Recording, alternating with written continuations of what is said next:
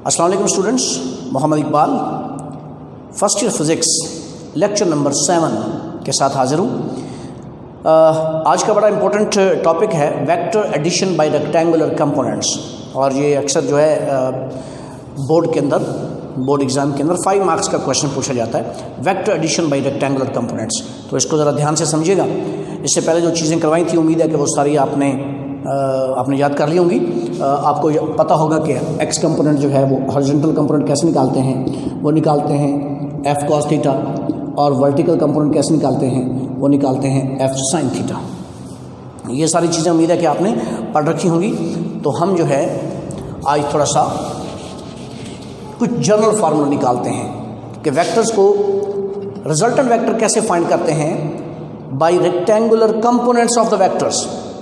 ठीक है, यानी 2-3 वेक्टर्स हैं, 2 हैं, 3 हैं, 4 वेक्टर्स हैं, आपने उनका रिजल्टेंट फाइंड करना है। कैसे फाइंड करना है? उनके रेक्टेंगुलर कंपोनेंट्स की मदद से। ठीक है, तो कैसे करेंगे ये हम आज सीखने जा रहे हैं। ज्योमेट्रिकल तो आपको पता ही है कि 2 या 4 या 5 वेक्टर्स का रिजल्टेंट कैसे फाइंड करते हैं, हेड टू टेल रूल से उनको ऐड करके उनका रिजल्टेंट फाइंड कर लेते हैं। लेकिन ये ज़रा ज्योमेट्रिकल मेथड होगा, प्रैक्टिकली यानी कैलकुलेटेड एनालिटिकल मेथड जो है वो क्या होगा कि हम कैलकुलेट कर सकें बगैर ज्योमेट्री के। तो फिर उसके लिए हमारे पास एक मेथड होना चाहिए। तो आज हम ये सीख लेंगे कि वेक्टर जो रिजल्टेंट वेक्टर है, 2 या 2 से ज़्यादा वेक्टर्स का जो रिजल्टेंट वेक्टर है वो हम कैसे हासिल कर सकते हैं using the rectangular components of all the vectors which are going to be added. तो इसके लिए मिसाल लेते हैं कि आपके पास ये 2 वेक्टर्स हैं, ए और बी। ठीक है, ज्योमेट्रिकली हम पहले करके फार्मूला निकालते हैं। तो ये 2 वेक्टर्स हैं, ए और बी, इनका रिजल्टेंट फाइंड करना है। लेकिन कैसे फाइंड करना है जी? इनके कंपोनेंट्स की मदद से कैसे फाइंड करेंगे। ठीक है, तो सबसे पहले हम ज़रा ड्रॉ करके देखते हैं कि हमारे पास क्या रिजल्ट आते हैं, फिर आखिर पे हम इस पे कमेंट्स करेंगे। Consider 2 vectors A and B। ठीक है, तो मसलन ये OM, ये OM, ठीक है, और ये ON, 2 वेक्टर्स हैं। ठीक है, अब सबसे पहले हम ये काम करते हैं कि इनका रिजल्टेंट फाइंड करते हैं ज्योमेट्रिकली। तो ज्योमेट्रिकली कैसे करते हैं? हेड टू टेल रूल से करते हैं। ठीक है, तो अगर आप हेड टू टेल रूल से करेंगे, ठीक है, तो कैसे होगा? पहले वेक्टर के ऊपर दूसरे की टेल रखेंगे तो आपके पास जो है वो रिजल्टेंट वेक्टर आ जाएगा। ठीक है,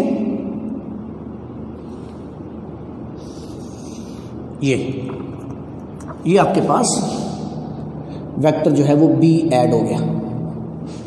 ठीक है, लेट्स सी, हम इसका पॉइंट जो है वो पी रख लेते हैं क्योंकि एन पहले यूज़ हो चुका है। तो इसका पॉइंट जो है पॉइंट पी रख लेते हैं। तो वेक्टर ए और बी ऐड हो गए, इनका रिजल्टेंट क्या होगा? इनका रिजल्टेंट वेक्टर ये होगा। अगर आप ज़रा आपको कन्फ्यूजन ना हो तो मैं ये रेज कर दूँ, बी वेक्टर हटा दूँ या लगा रहने दो? चलें हटा देते हैं। ठीक है, ये बी वेक्टर आपने ऐड कर दिया, तो इनका रिजल्टेंट क्या होगा? इनका रिजल्टेंट ये होगा।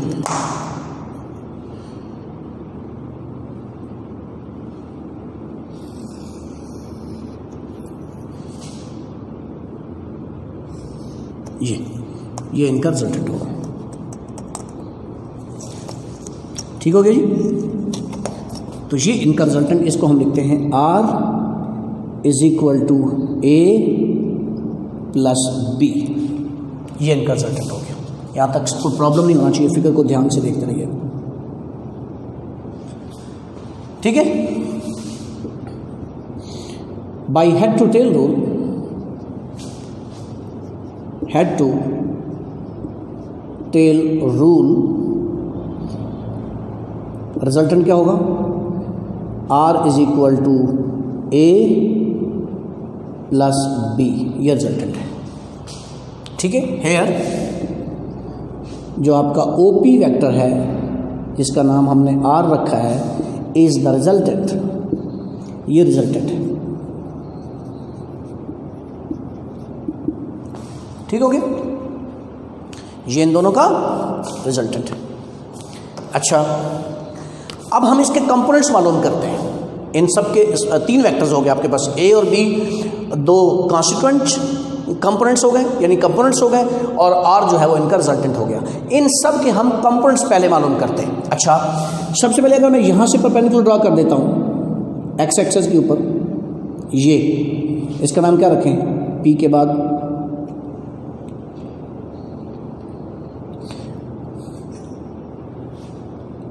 इसका नाम एन रख देते हैं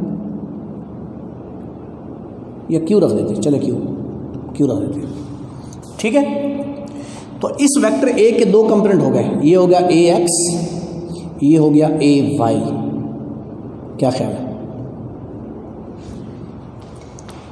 ये हॉरिजॉन्टल कंपोनेंट हो गया, ये वर्टिकल कंपोनेंट हो गया, ठीक है। इसी तरह से अगर आप पॉइंट पी से परपेंडिकुलर ड्रॉ कर दें, पॉइंट पी से यहाँ पे, और इस पॉइंट का नाम आर रख देते हैं, ठीक है। तो ये ओ से लेकर आर तक ये वाला, ये क्या हो जाएगा, ये वेक्टर आर का आर एक्स हो जाएगा, हॉरिजॉन्टल कंपोनेंट हो जाएगा, उसका मैग्नीट्यूड हो जाएगा, यानी ये कंपोनेंट है, ठीक है,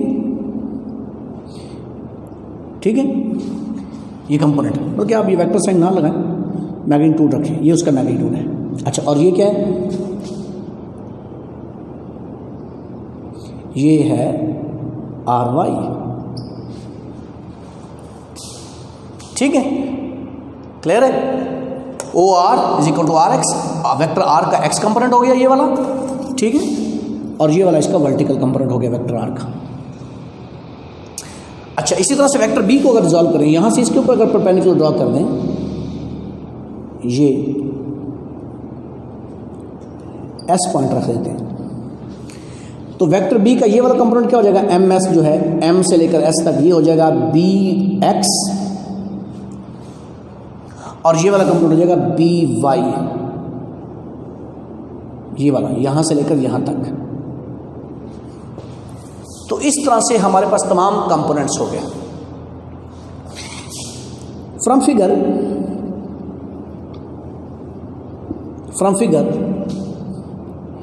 ए एक्स वेक्टर का साइन, बी एक्स वेक्टर का sine, and R x vector का sine R the x components of vectors A, B and R.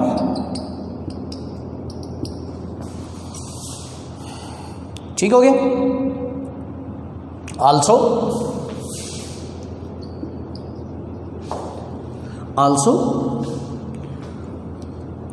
AX is equal to OQ, ये मैग्नीट्यूड है। अच्छा, दूसरा B x is equal to M S, ये magnitude है, और are x जो है वो बराबर है ओ से लेकर आर तक, ओ से लेकर आर तक ये एक्स कंपोनेंट है, आर एक्स है, are the magnitudes, are their respective magnitudes, ये magnitudes, ठीक हो गया। Similarly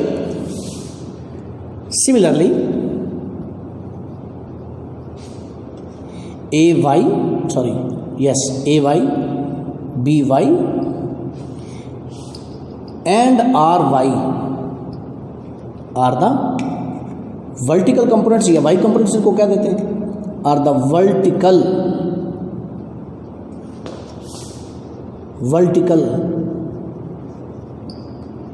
components of A, vector A, comma vector B and vector R respectively. ठीक हो गया। इनके मैग्नीट्यूड भी लिख देते हैं। अच्छा, ए वाई कहाँ है? ये क्यू से लेकर एम तक, ठीक है। A Y is equal to Q M. अच्छा, B Y S P,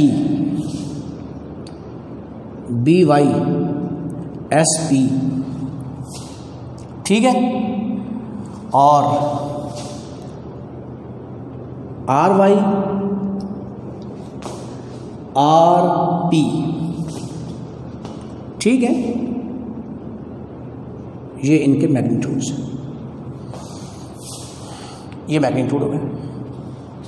also कर देता हूं, आल्सो, ठीक है। ए वाई ये इनके मैग्नीट्यूड्स हैं। यहां तक हो प्रॉब्लम? यानी अब तक हमने क्या किया? वेक्टर ए, बी और आर, इनके कंपोनेंट्स मालूम किए हैं। ए के components A x A y, B के components B x B y, और वेक्टर आर के कंपोनेंट्स आर एक्स और आर वाई। और फिर हमने इसके मैग्नीट्यूड बताए। मैग्नीट्यूड मतलब लेंथ, वो सारी बता दी है, फिगर में आपको नजर आ रही है। अब जो चीज़ करने वाली है वो आप देखें ज़रा। अब देखें ज़रा आप फ्रॉम फिगर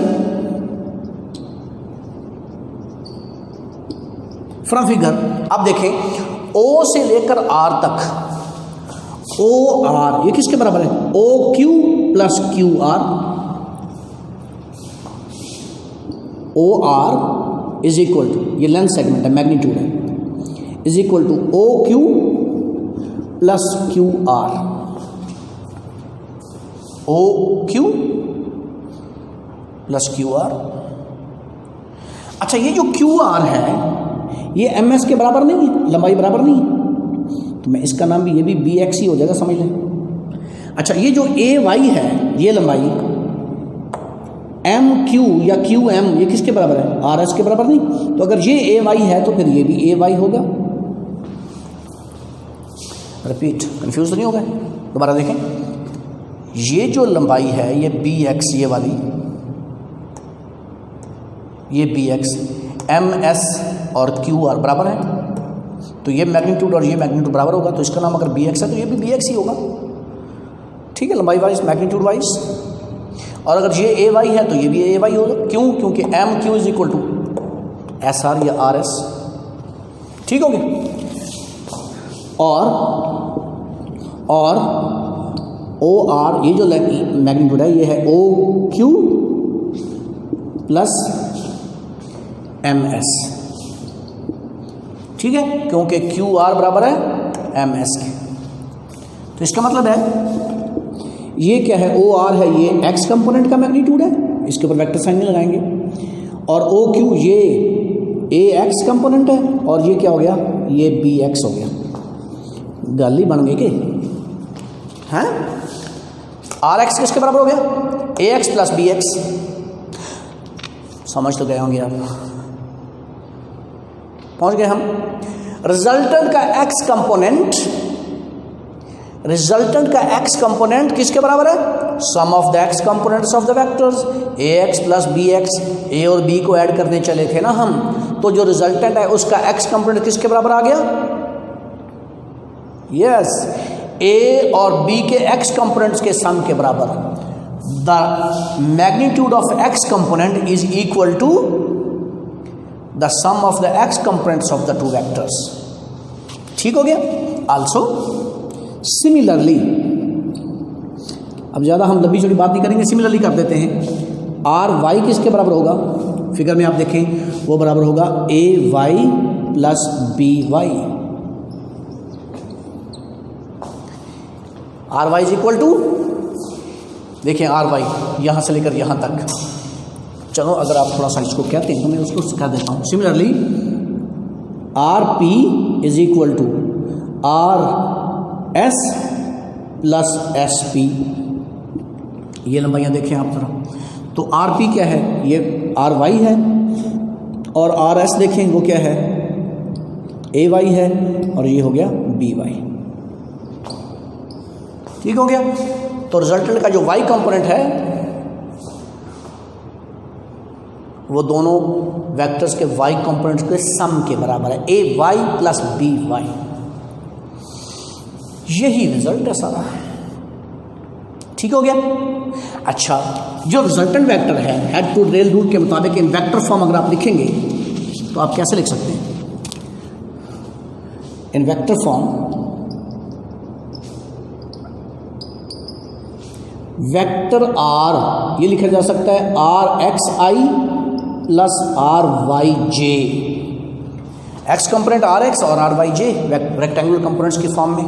तो आर एक्स इसके बराबर हो जाएगा, ये हो जाएगा A x plus B X I plus A Y plus B Y into J. चले थोड़ा आगे चले गए, थोड़ा इधर कर देते हैं यार, क्या टेंशन है। ए एक्स प्लस बी एक्स आई और plus A Y plus B Y, गलती थी आगे, चले जे। ठीक हो गया। अच्छा, अगर इसका मैग्नीट्यूड लेंगे तो चल एक और बात यहां करते हूं। For more than two vectors, अगर दो से ज़्यादा वेक्टर हों जैसे कि A B C and so on, ये सारे वेक्टर्स हों, तो फिर कैसे होगा? फिर रिजल्टेंट कैसे निकलेगा? रिजल्टेंट निकलेगा A x plus B X plus C X plus so on I और plus A Y plus B Y plus C Y plus so on into J. यानी सारे एक्स कंपोनेंट्स ऐड कर देंगे, सारे Y components add कर देंगे। The x component of the resultant is equal to the sum of the x components and the y component is equal to sum of the y components. ठीक हो गया, ये result आ गया। अच्छा, इनका magnitude कैसे निकाला जाएगा वेक्टर रिजल्टेंट का? देखिए, रिजल्टेंट वेक्टर हम फाइंड करने जा रहे थे, तो रिजल्टेंट का एक्स कंपोनेंट मालूम कर लिया एक्स कंपोनेंट्स को ऐड करके, और रिजल्टेंट का वाई कंपोनेंट हासिल कर लिया वाई कंपोनेंट्स को ऐड करके। तो रिजल्टेंट जैसे पहले हम फाइंड करते हैं, और उसका मैग्नीट्यूड रिजल्टेंट का वो कैसे फाइंड करते हैं? वो जैसे पहले करते हैं। तो आर का मैग्नीट्यूड किसके बराबर होगा? वो बराबर होगा R x square plus R y square whole under root, जो के बराबर होगा ए एक्स का square plus A x plus B x इसका स्क्वायर, ठीक है, और plus A Y plus B y इसका स्क्वायर होल अंडर रूट। ठीक है। और अगर दो से ज़्यादा वेक्टर्स हों तो फिर कैसे करेंगे?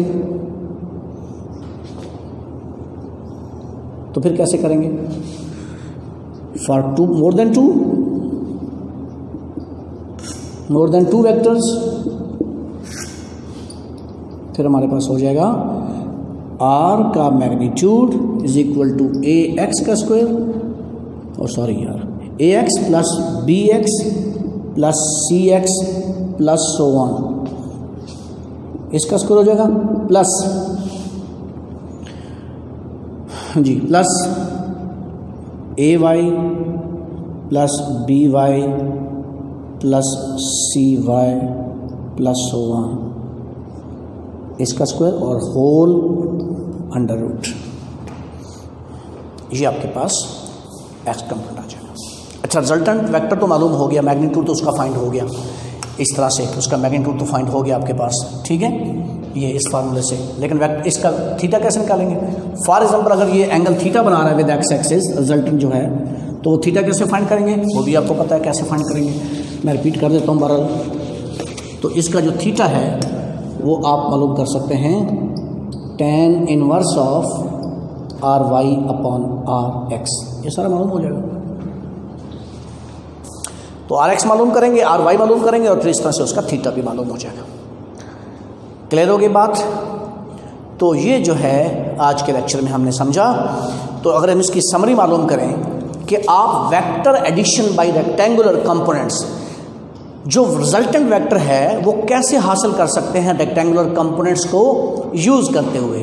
तो अब हमारे पास स्टेप नंबर 1 ये होगा कि आप सारे एक्स कंपोनेंट फाइंड करेंगे, यानी ए एक्स, बी एक्स, सी एक्स, सारे एक्स कंपोनेंट मालूम कर लेंगे। जितने भी वेक्टर्स आपने ऐड करने हैं उनके एक्स कंपोनेंट्स ऐड मालूम कर लेंगे।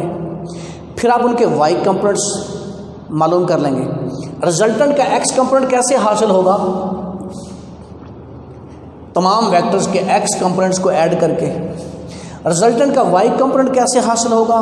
तमाम वेक्टर्स के वाई कंपोनेंट्स को ऐड करके। और फिर आगे रिजल्टेंट वेक्टर का आप मैग्नीट्यूड ले लेंगे, ठीक है, और फिर उसका थीटा भी मालूम कर लेंगे। सही। एक छोटी सी मिसाल आपसे शेयर करके फिर आपसे इजाज़त चाहते हैं।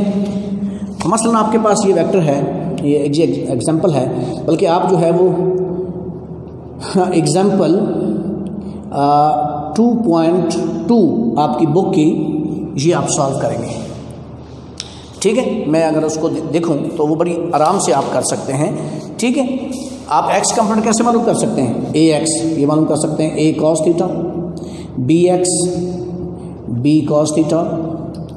ए वाई कैसे मालूम कर सकते हैं? ए वाई या मालूम कर सकते हैं ए साइन थीटा, और बी वाई या मालूम कर सकते हैं बी साइन थीटा। इस तरह से अगर 3 और वेक्टर हो तो फिर उसका C X equal to C sine cos theta और C Y equal to C sine theta. तो एक्स कंपोनेंट्स इन फार्मूलों से मालूम किए जा सकते हैं। और फिर आप क्या फाइंड करेंगे? आर एक्स किसके बराबर आ जाएगा? वो आ जाएगा हाँ ए एक्स प्लस बी एक्स। और आर वाई किसके बराबर आ जाएगा? वो आपके पास आ जाएगा ए वाई प्लस बी वाई। ये कंपोनेंट्स आ जाएंगे और फिर आगे वेक्टर फॉर्म में, और फिर इसका मैग्नीट्यूड निकालना आपके लिए मसला कोई नहीं होगा। अब एक पॉइंट हमारा और रह गया है, वो इंशाल्लाह हम अगले लेक्चर में डिस्कस करेंगे। तो इसके साथ ही यहाँ तक जो है वो हमारी बात मुकम्मल हो जाएगी। इसके बाद एक एग्जांपल बहुत इंपॉर्टेंट है 2.3 आपकी बुक की, वो हम डिस्कस करेंगे और फिर उसके बाद आपका एक ऑनलाइन टेस्ट लेंगे। तो आज हमने सीखा vector addition by rectangular components. उम्मीद है कि आपको आज के लेक्चर की समझ आई होगी। कोई क्वेश्चन हो तो आप पोस्ट कर सकते हैं, पूछ सकते हैं, ऑनलाइन पूछ सकते हैं। तो मेरे YouTube चैनल को आप सब्सक्राइब कीजिए, मोहम्मद इकबाल वट्टू फिज़िक्स लेक्चरर, और Aspire college Chishtian YouTube channel को भी सब्सक्राइब कीजिए। तो कोई सवाल हो तो पूछते रहिएगा। स्टे सेफ, अल्लाह हाफिज़।